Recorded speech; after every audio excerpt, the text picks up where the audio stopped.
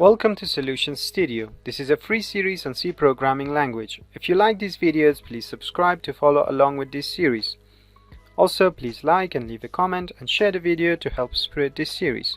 Hello and welcome to this episode. In this episode and in the coming episodes, we will be discussing about calculating factorials recursively and using recursive functions. So I want to introduce you to factorials. The factorial of a number n is equal to n times n minus 1, n minus 2, n minus 3, and going on until this statement reaches 1.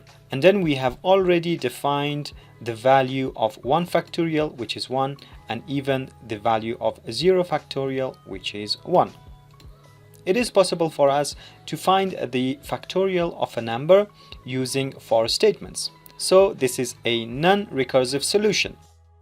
This for statement will start a counter which will be equal to the number.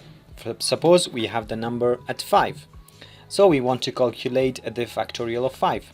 It will start from the number and this counter will eventually reach until 1, and in each step of the iteration it will decrement by 1. And inside the for iteration, this number is being multiplied to this factorial, which is defined as 1.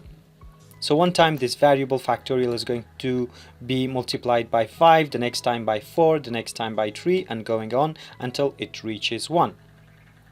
And finally, we have the value of factorial in this variable. As you can see, we have defined this variable with a long integer, and it's unassigned integer because factorials cannot be negative. And we have defined it as a very long integer because factorials can get large pretty quickly. And that's why we need a data structure, which the length of the data structure must be quite long and it will take a lot of space in memory.